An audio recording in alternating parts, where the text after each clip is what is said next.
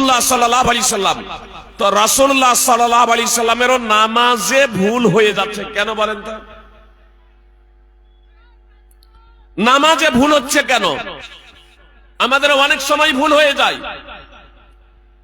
মুহাম্মদ সাল্লাল্লাহু আলাইহি সাল্লামের মতো মহাত্মা মহাপুরুষ রাসূল, তারও নামাজে ভুল হয়ে যাচ্ছে। একটু যদি অন্য মনস্ক হওয়া যায় তাহলে বিস্মৃত হয়ে যাওয়া, জায়েজকে না জায়েজ শোনা, না জায়েজকে জায়েজ শোনা, বৈধকে অবৈধ, অবৈধকে বৈধ আমরা সাব্যস্ত করে ফেলব। বক্তার বক্তব্য আমরা বুঝতে সমস্যায় পড়ব। এজন্য আপনাদের কাছে আমার বিনীত অনুরোধ, কথা যারা আজকে জালসার জন্য এসেছেন তাদের কাছে আমার বিনীত অনুরোধ যে আপনারা বক্তব্য একটু মনোযোগ দিয়ে শুনবেন।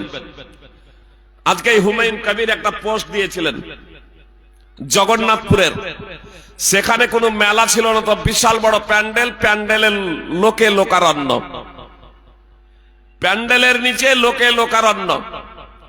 আপনার ডেলিগেট ফিও বেশি, ডেলিগেট ফি মাদ্রাসার পক্ষ থেকে যে ডেলিগেট ফি নির্ধারণ করা হয়েছিল সেই ডেলিগেট ফিও উপার্জন বেশি হয়েছে।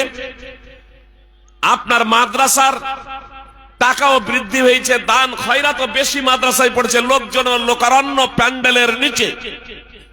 আর আমরা যেহেতু জালসার সাথে কত জায়গাতে মেলাদের আহ্বান জানিয়েছি, মেলা কমিটির কাছে 200-400 টাকা করে নেওয়ার জন্য আমরা ভাবছি হয়তো আমাদের ইনকামটা হয়তো বেশি হতে পারে।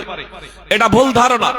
কত জায়গাতে আছে, অবশ্যই এখানে আমার কমিটির সাথে আলোচনা হয়নি, তারা নিষেধ করার পরেও এসেছেন না ডেকেছেন আল্লাহু আলাম। তবে আমি সাধারণভাবে এতটুকু বলবো, যারা শুনছেন তারাও কথাগুলো মনোযোগ দিয়ে শুনুন। ব্যবসা বাণিজ্য অবশ্যই আমাদের করতে হবে, বৈধ পন্থায় বৈধ খাদ্য সামগ্রী, শস্য ফলমূল ইত্যাদির বৈধ, যেখানে নিষেধ নেই সেই সমস্ত আসবাবপত্র জিনিসপত্রের আমরা ব্যবসা করবো, এটা স্বাভাবিক। তবে যখন আহ্বান করা হচ্ছে, যখন জানানো হচ্ছে যে মাদ্রাসার জন্য একটা জালসা, মাদ্রাসার একটা প্রোগ্রাম, কোরআন এবং সুন্নাহর পাবলিসিটি এবং প্রচার হবে, জনগণকে কোরআন এবং সুন্নাহর শিক্ষা দেওয়া হবে, যাতে জনগণ কোরআন এবং সুন্নাহর বাণী শুনে জান্নার পাথেও সংগ্রহ করে আল্লাহ তাআলার সন্তুষ্টি অর্জনে ধন্য হয়।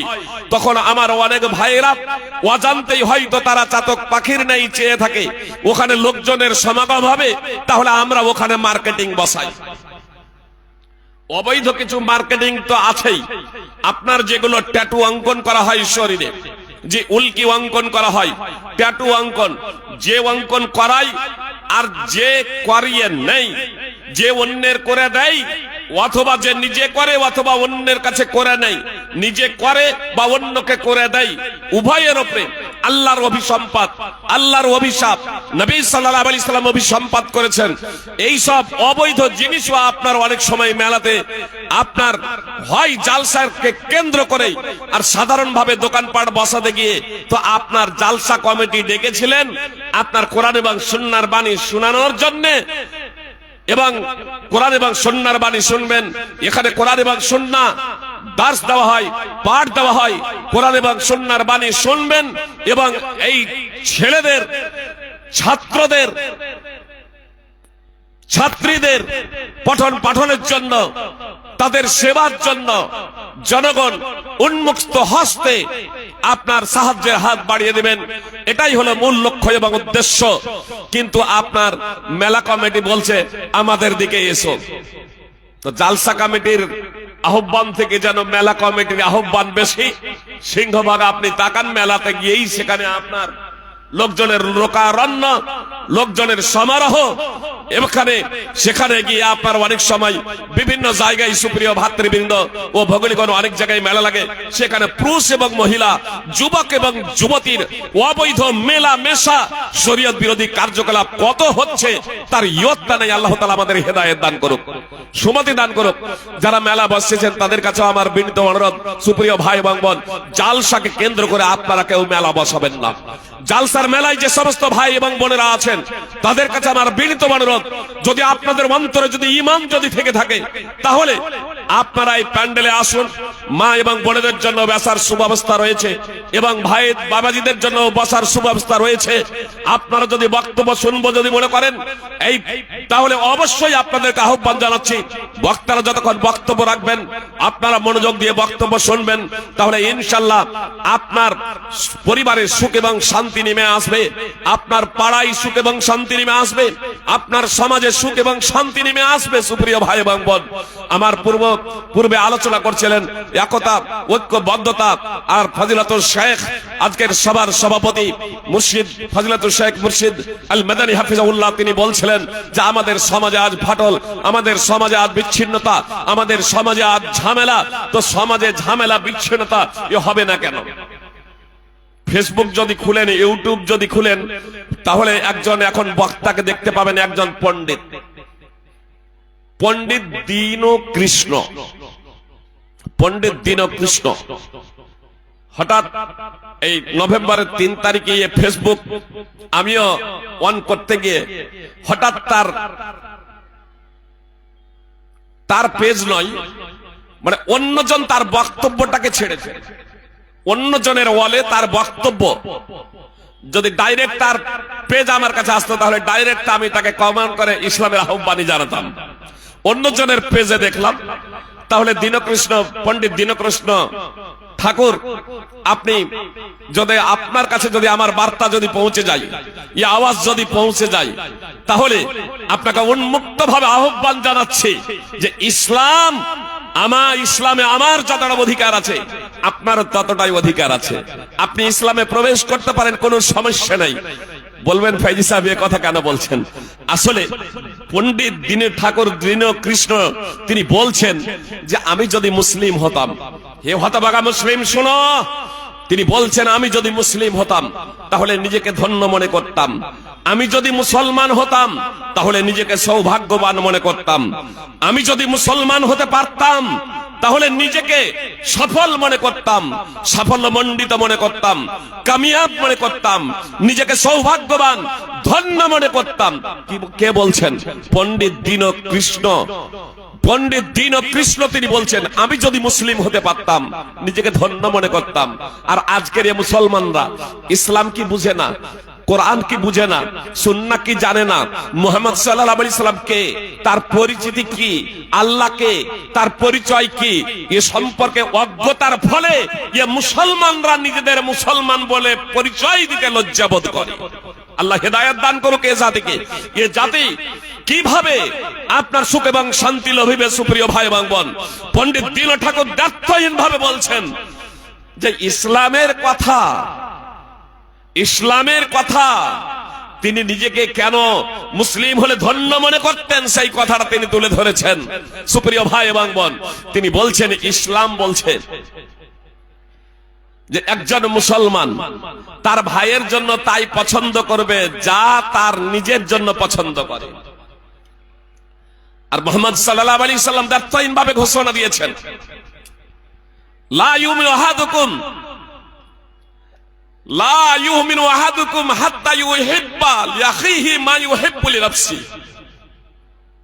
তোমাদের কেউ ততক্ষণ পর্যন্ত ঈমানদার হতে পারে না, তোমাদের কেউ ততক্ষণ পর্যন্ত মুসলমান হতে পারে না যতক্ষণ না যতক্ষণ না নিজের জন্য যা ভালোবাসে তার ভাইয়ের জন্য ভালোবাসবে, নিজের জন্য যা কল্যাণ চাই তার ভাইয়ের জন্য সেই কল্যাণ চাইবে।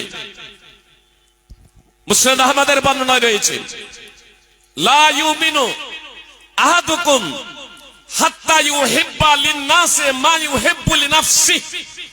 তোমাদের কেউ ততক্ষণ মুসলমান হতে পারে না যতক্ষণ না লোকেদের জন্য, মানুষের জন্য তাই ভালোবাসবে যা নিজের জন্য ভালোবাসে।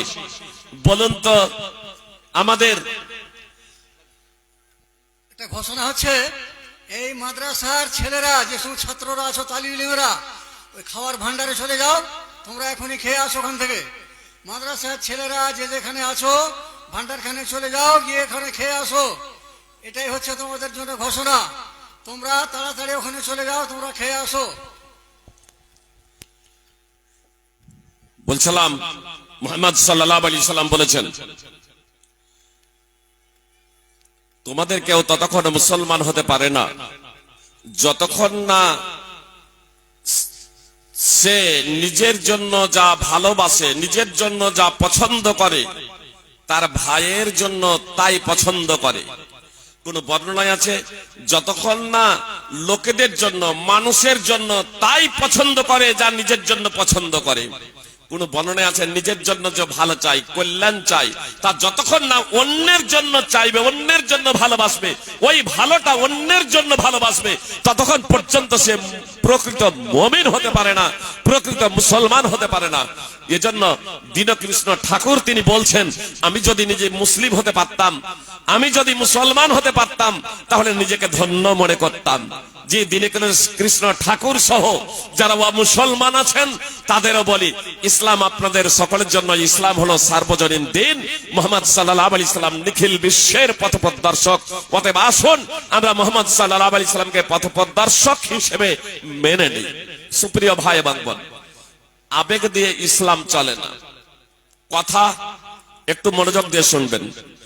আবেগ দিয়ে ইসলাম চলে না। ইসলাম জেনে বুঝে বাস্তবায়ন করতে হয়। ইসলাম জেনে বুঝে বাস্তবায়ন করতে হয়। আপনার কয়েক মাস আগে উত্তরপ্রদেশে আই লাভ মোহাম্মদ একটা প্ল্যাকার্ডে লিখলো I love Mohammad. I love Mohammad প্ল্যাকার্ডে লিখার কারণে, আই লাভ মোহাম্মদ প্ল্যাকার্ডে লিখে র্যালি করার জন্য, মিছিল করার জন্য আপনার তাদের বিরুদ্ধে এফআইআর হলো। পরিস্থিতি এমন পর্যায়ে দাঁড়িয়ে গিয়েছিল যে আই লাভ মোহাম্মদকে কেন্দ্র করে আপনার ফোর্স পর্যন্ত, আই লাভ মোহাম্মদ, আমি মোহাম্মদ সাল্লাল্লাহু আলাইহি সাল্লামকে ভালোবাসি।